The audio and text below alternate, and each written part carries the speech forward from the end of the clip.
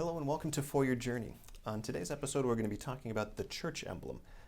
The church emblem is made up of some components there. There's a cross, there's some water, and some sun rays and a sunrise or sunset. I don't know which one it is, but wanted to talk a little bit about that because recently in some of our new church buildings or in remodels, we've noticed that we're not really putting the emblem in the sanctuary. It's mainly just a cross. I wanted to get some explanation for that. Yes, our history of the emblem goes back, and some of the documents, early documents of the church, show it with all kinds of things. There were stones at the foot of the cross, and it meant all kinds of things. But the church has come to the conclusion these are just Christian elements. It doesn't have any significance. They don't all each have some significance. It actually just is the logo or the brand of the church. So it represents the church on our buildings, on letterhead, on our publications, so that one sees, oh, that belongs to the New Apostolic Church. That's of the New Apostolic Church. Mm-hmm. Yeah, to that comment, the official position of the church says that the church emblem is a visual identification mark of the New Apostolic Church and part of its identity. Any further significance is not intended.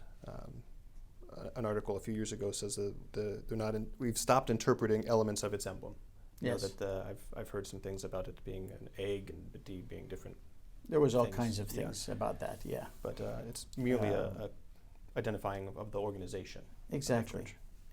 And according to our position, the emblem or the cross could be put inside the sanctuary. Mm-hmm. And there was a sort of a tradition over the last, I would say, maybe 40 years or so that we started using. Oftentimes in the United States, it was a cross before that, mm-hmm. and then we started putting emblems behind the altar. Mm-hmm. And then the church said, okay, could be a cross or an emblem. Mm-hmm. And many of the churches around the world only have a cross there, mm-hmm. our churches. Mm-hmm.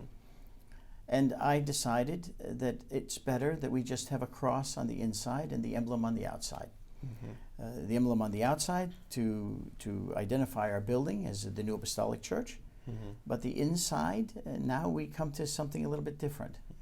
Yeah, particularly in the sanctuary now where we hear the preached word, we experience Christ in the sacraments, that the cross becomes the unifying element. The symbol of Christ. Yeah. And that's what we want to come to. We want to focus on Him now. We're not focusing on the organization of the church or mm-hmm. the fact that I'm even New Apostolic. I'm now in the sanctuary, in the divine service, I'm a child of God. I'm mm-hmm. a follower, a disciple of Jesus Christ, mm-hmm. and that's where our focus should be. Mm-hmm. Yeah, and this isn't permission to then go rip off all the emblems off of the wall. No, as we remodel, yeah. we replace it with a cross. Yeah. But we're not changing it overnight because the emblem is also applicable to be behind the altar too. Yeah. And one is not more New Apostolic or less depending on what's behind the altar. Right. I remember we were having the International Theologian review one of our publications a couple years ago, mm-hmm. and it had the emblem on the front, and he's flipping through it, and eventually he's not really looking at any of the wording or the content. He puts it back down on the table and goes, "This looks like an insurance brochure." And we said, "What do you mean?" He goes, "There's no cross in it. Mm-hmm. As a church, we have our church logo, of course, but we have to have a cross to identify with, Christ and Christians around the world. That's the sign of Christ." Well, there's another added benefit, and that is when another Christian comes into our church, yeah. they're not put off by our identity now staring them in the face, mm-hmm. but they see the cross, which they would see in any Christian church, mm-hmm. and they could feel more at home to say, "Oh, I'm together with Christians here." Yeah. Okay. I think that covers it nicely. Okay. Thank you, and thank you for joining us on this episode of For Your Journey. If you have any suggested questions or topics for future discussion, you can find us on Facebook or Twitter. And this has been For Your Journey.